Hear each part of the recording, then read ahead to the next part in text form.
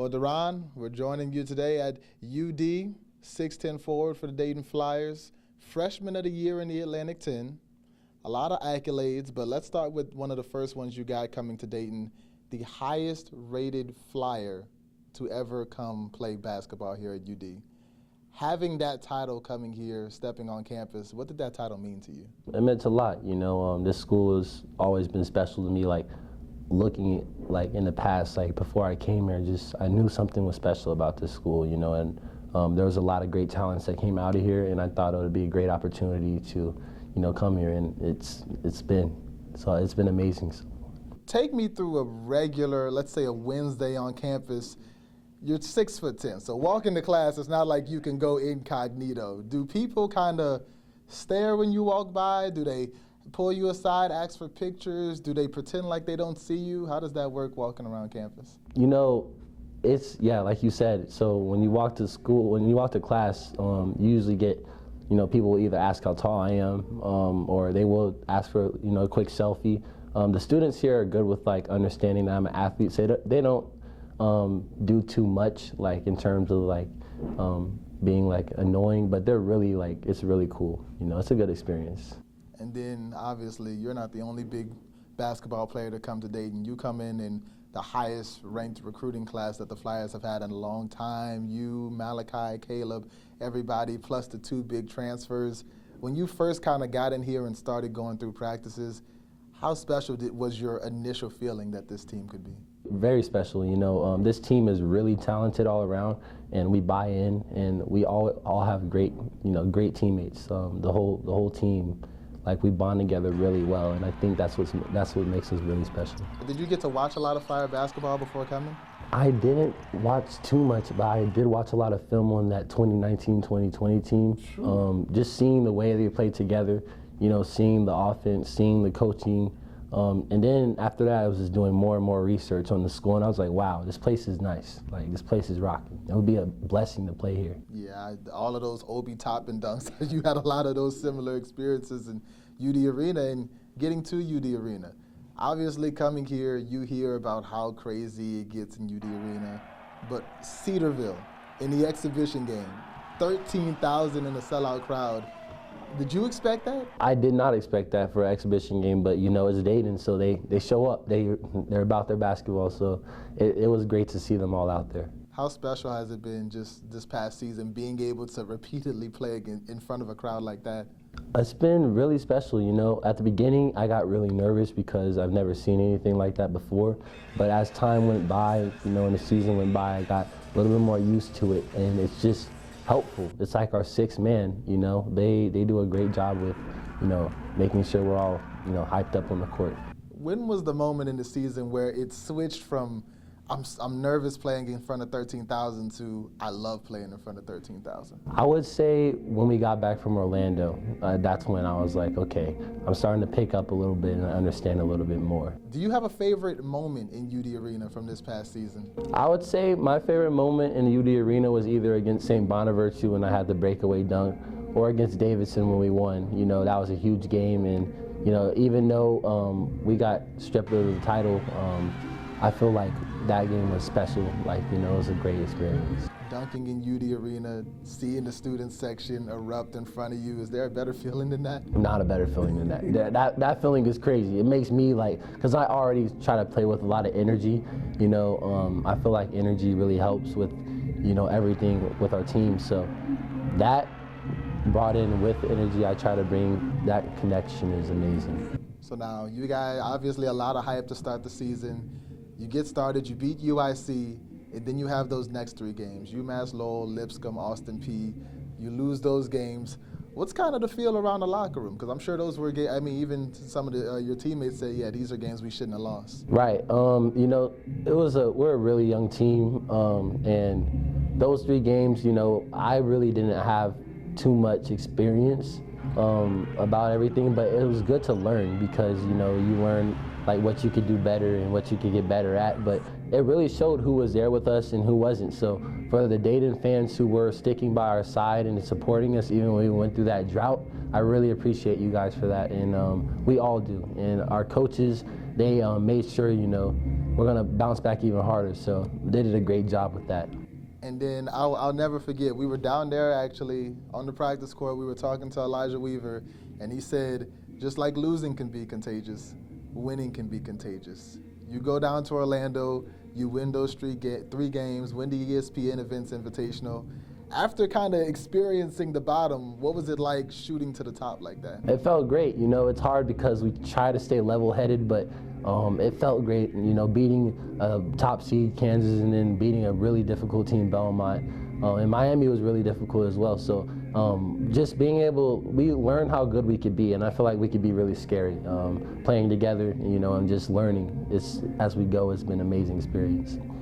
It's not a stretch to say that Mustafa's shot against Kansas is the biggest shot in at least the last, 30, 40 years of Dayton Flyer history. Being on the court for that, seeing just the process, seeing Malachi get blocked, Mustafa get it, throw up that high arcing shot. Just take me through that moment. It was a great moment. At the time, I didn't really know how to play in the pocket, so Coach made the subbing change, took me out and put Mustafa in, which was really smart because, Staff did an excellent job, while he was in there. And when he hit that shot, it just showed like that's what he can do. He's not afraid to take the big moment. And I was cheering on, and we were all so excited, rushing on the court, and that was just a great feeling. I was so happy for him. Yeah, it felt like y'all couldn't lose to Belmont after that. After that, we were like, we cannot lose this next game. We can't. And we went in there with, force, and we did it. So it was great. So now you come back to Dayton after that, and in my opinion, from beginning of the year to the end of the year, you were the most improved player on the team. And during that stretch from you getting back to Orlando, heading into the beginning of conference play, you really saw that development. So how did you approach just your improvement in this game?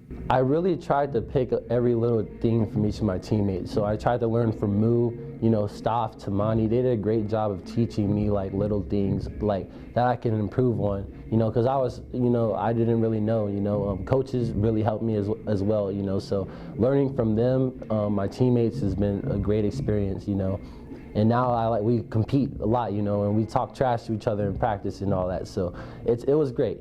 It was great. Who's the biggest trash talker? On the team, I would either say it's me or, Tamani talks. Oh, Kobe Elvis, he has a mouth on him. He talks. I was going to guess Kobe. Elvis talk. Brea. Oh, we all talk. Let me just put it like that. Now, speaking of your teammates, the one that it's kind of been branded the freshman connection, you and Malachi Smith. First off, have you two ever met before coming to Dayton?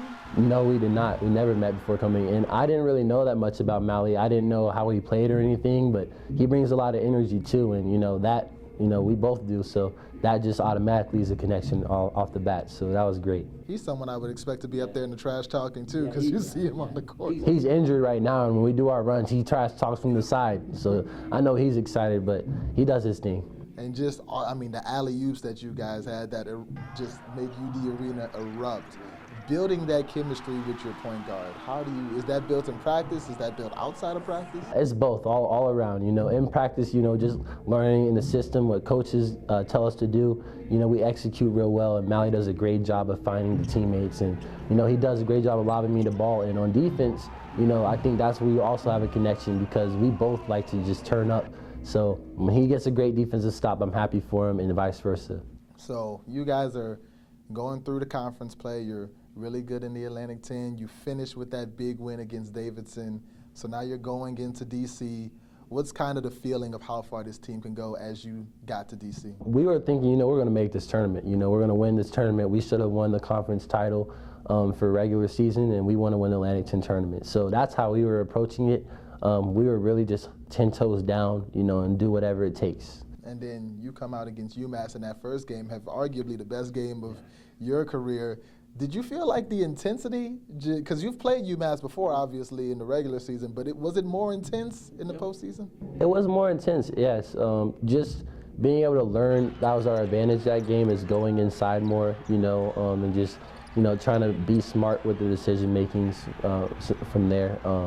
I feel like that was our advantage, and I think I did a great job of taking it over that game. And in that game, we mentioned your improvement earlier.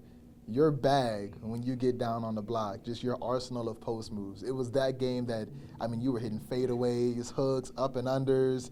It just showed how much you've improved. And when you like they say, try to get a bigger bag? Is there certain things that you pinpoint, like I want to be able to hit the fadeaway, or how do you, decide this is what I want to add to my game? I take an approach as like if it's efficient. So like I look at the move and then, I'll practice it, and I feel like if it works and it's helpful for the team, I'm definitely gonna try to, pull it out.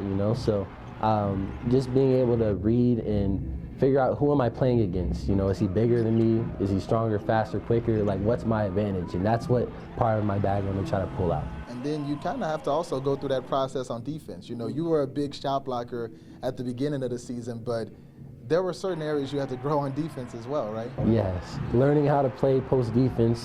Coach Sean taught me a great technique, but I played against some big boys earlier in the season, so that's not easy at all. Just learning about angles and positioning, that's all been huge. And I feel like I've done a better job with that as time went by. It's tempting to want to block every shot, but is that something you had to kind of learn, like, okay, I can't get every block? Right. Earlier in the year, Coach Grant would tell me in practice, I can't jump at everything because it looks cool on the highlights, but at the same time, it's not always the best because sometimes it's better to just contest or stay down, because it could be better for our team on the defensive end, because when I jump, my man's open for the rebound, so it's a lot. So moving through the A-10 tournament, you get to round 2. You guys are up by double digits, and then Malachi goes down. How did the energy kind of shift when you come out of that locker room and your point guard's not there? You could tell, it was tough because Mally was injured, and I was like, dang, Mally, why'd you go for the back tap? But, we didn't have Lynn because Lynn transferred, and, Elijah's hurt, and so our next point guard option, our only true point guard is our walk-on CeeLo, and he did a great job, from the games we played forward, taking on that spot. But Kobe Elvis had to step up and play point guard, and there was nothing wrong with that. It's just we just haven't had the full reps with that, So it was just a lot different, and I think he did a great job, especially in IT. It was just difficult, It's a change, that happens in games. Obviously, after that loss, you come into the tournament thinking you can win it. Injuries happen. Yeah. What's the kind of the mood on the plane back to Dayton? It's hard, it's like, man, that's unfortunate, but that's part of the game, We just tried to, keep our heads forward and, look forward in the future, to the next thing we had, which was the NIT. So we were excited because it's also opportunity to play in a situation where we're not always gonna, we might not always have, somebody on the team, like they might be injured. So it's a great opportunity to, try to play without a missing piece, with a missing piece. And then at that point, there's still Selection Sunday. So, there's still that chance for you to go to it. I assume you guys had the watch party, you gathered together.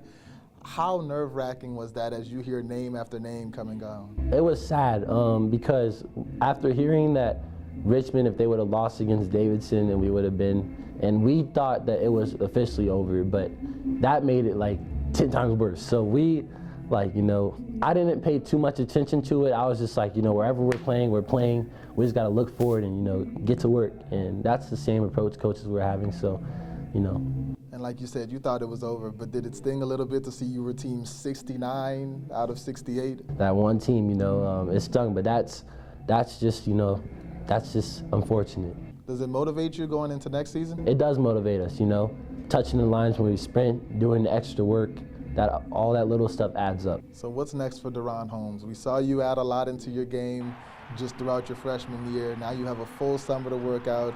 Coming back as a sophomore, what is your game going to look like? My game's going to look, similar to last year, but I'm going to have more weight on me. And just being able to listen and, through the system, create for my teammates and also create and play really good defense and be a leader beside Tamani and, just be vocal and, win games. That's our goal. And we talked about experience, having you with a year under your belt. Malachi, both the Kobe's, RJ, even Caleb got some good run in the NIT.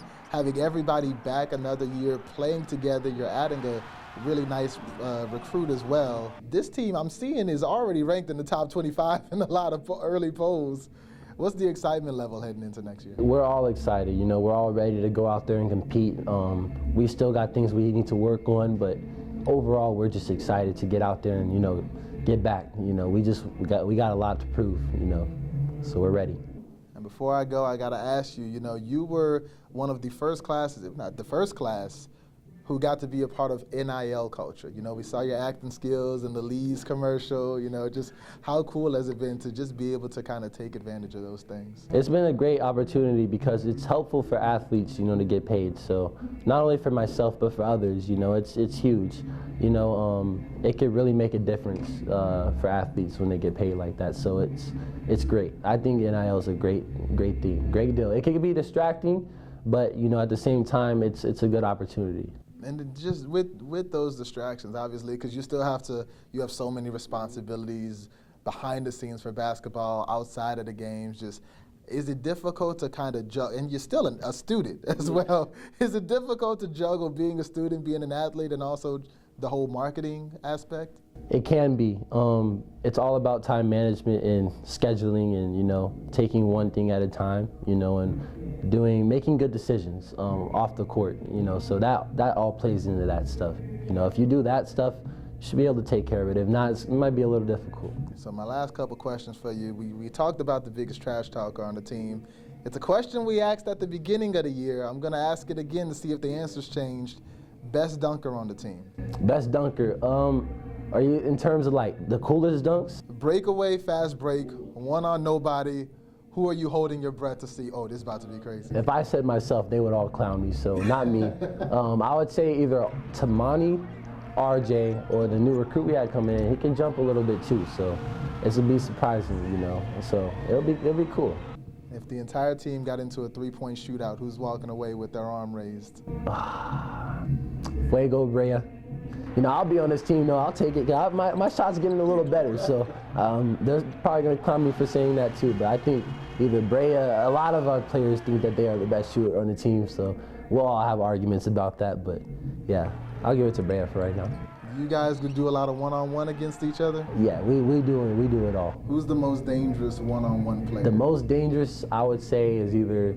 And you can say yourself. I can? Yeah. I'll say either me or Tamani. Me and Tamani will be a problem in one-on-one. I do the back down, so I don't do any of the cool stuff. I just go straight what I have an advantage on. They don't all like it, but it's what I do. So Tamani is scary too. I mean, when you're this tall, you kind of have to. Right, that's your advantage right there. How intense do those because you and Tumani are looking each other about eye to eye. Yeah. How intense do those battles get? It gets really intense because we're making each other better. So it's great, And Coach Greer is another one who thinks he's pretty solid. I have to give it to him, but Well, thank you, DaRon. This is a great conversation. We're looking forward to seeing how not only you but your Flyers perform next year. It's going to be a big off season, and I expect you guys to be in the top 25 early, make some noise, and hopefully we can get to that tournament next year. Yes, sir. Thank you.